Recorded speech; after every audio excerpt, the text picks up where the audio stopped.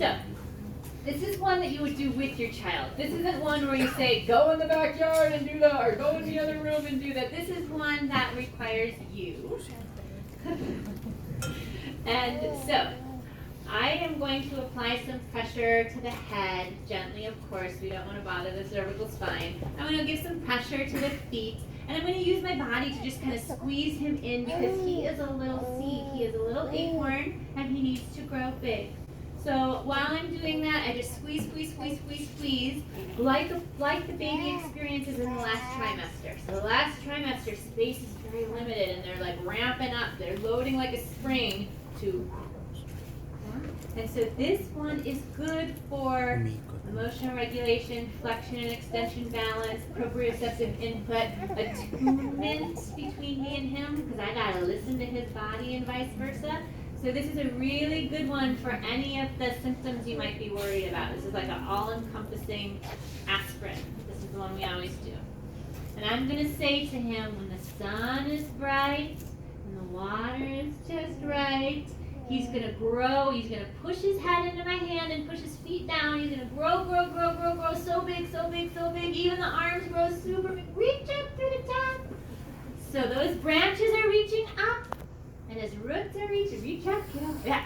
Roots are reaching down, and when I count to 3, 1, 2, 3, boing, and he goes back. Yeah? So it's a fun way to get the extension and the flexion. We're going to go again. All right. Now, and your child will want to do it over and over and over again. Now, August has done this with me before, so it's kind of like picture perfect. You will have to like work on it with your child, right? And you'll have to coach them and teach them, and they don't know what pulling means and all of this stuff, and they might come in really slow, and that tells you that their flexion strength isn't really up to par. So you just use your voice and you say really fast. Yeah? I use my voice a lot. And mind you, I am stronger than him, but I'm not trying to overpower him, right? I'm modulating my pressure so he has something to grow against, like the acorn coming out. I'm not trying to keep him in and be stronger, right? Which is also fun, but I won't do that today. When the sun is bright and the water is just right, he's going to push through your head, kiddo.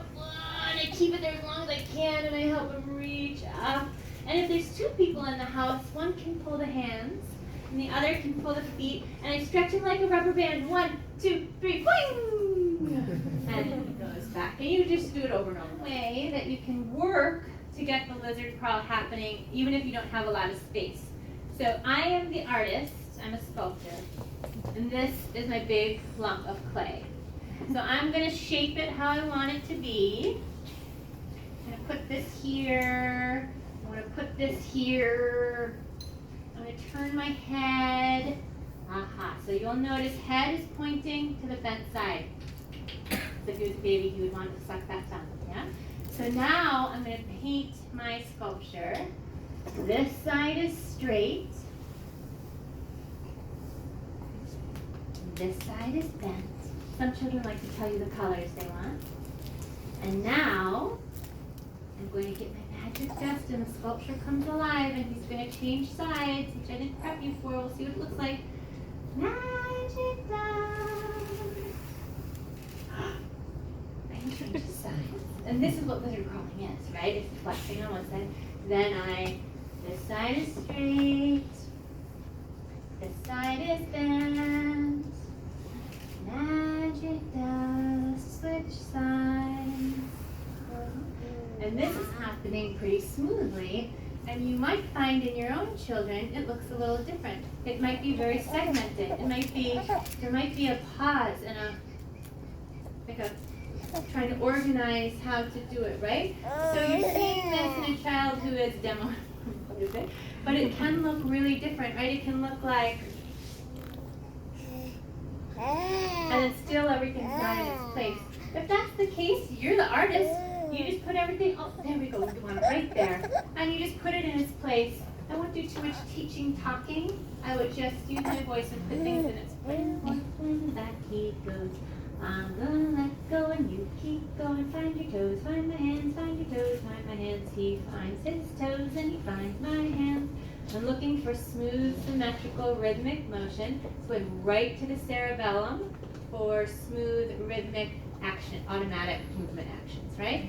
So for the kiddos who have impulse control, attention deficit disorder, not be able to control their movements, this is a beautiful one. Also, they won't be able to all do this, and that's a sign that the cerebellum is disorganized and needs some input.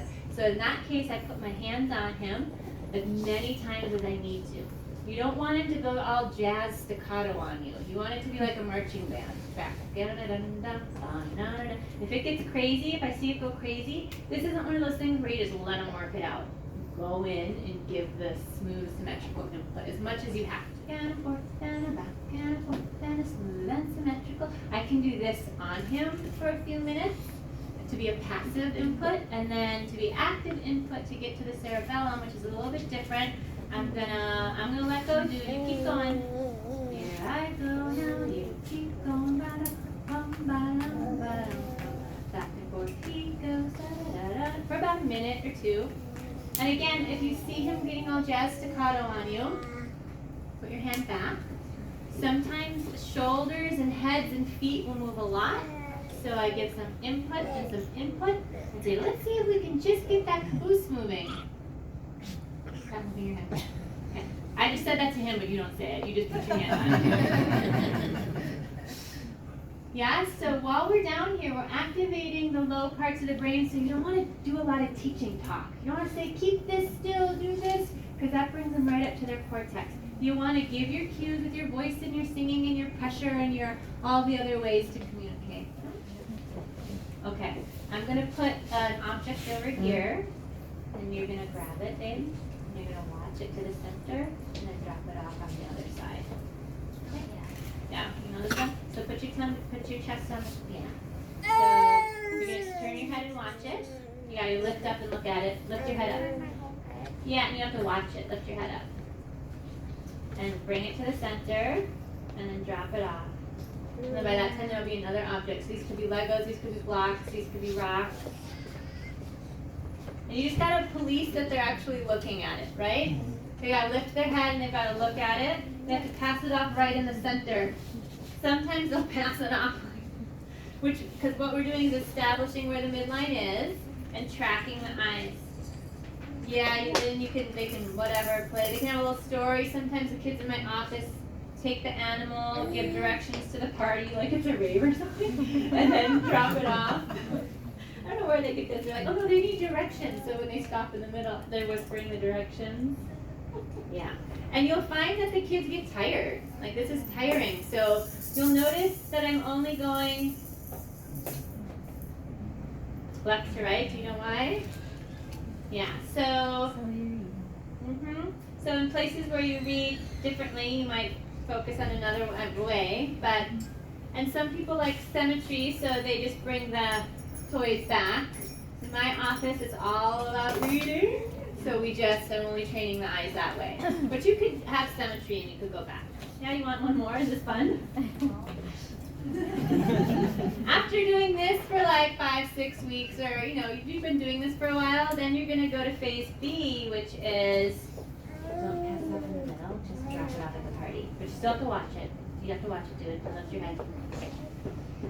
You see what's happening now? Now what is he doing?